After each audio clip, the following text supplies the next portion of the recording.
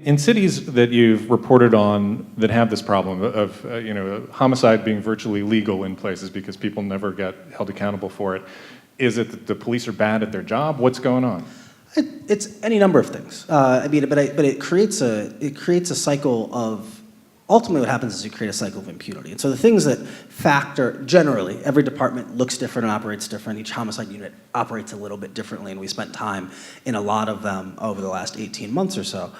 But generally, among the things that are present, one is that we still have a failure in a lot of departments to apply kind of the best practices of data and data analytics. In a lot of cases, you have, once a homicide is a calendar year old, you have almost no one looking at it or paying attention to it.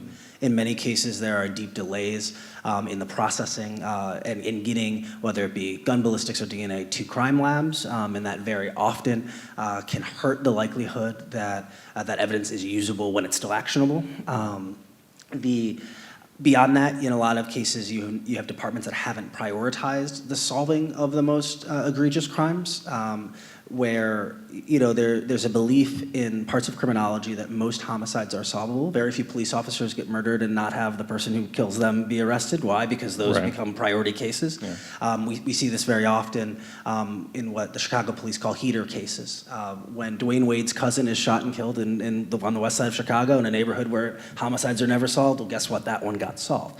But that also speaks to, in those cases that receive certain levels of media coverage, public outrage, the public is more likely to cooperate in those cases. That while there is certainly much more DNA and ballistic evidence than there was previously, most cases that result in arrest still have some type of human and witness component. Someone who is willing to tell the police what they saw, who they heard it was. And again, this is where these cycles come in. If a department in a certain neighborhood doesn't solve homicides, it disincentivizes people's willingness to participate in these investigations, which then makes it harder for them to solve homicides. And so it's a chicken and egg question, right? If you never solve any murders because no one will cooperate with you, well, how do you get them to cooperate by proving that you solve murders? Well, how do you figure that out? And so there's a lot of real difficulty there because again, the police do rely very heavily on the willingness of the community to participate in these investigations in order to make legitimate arrests.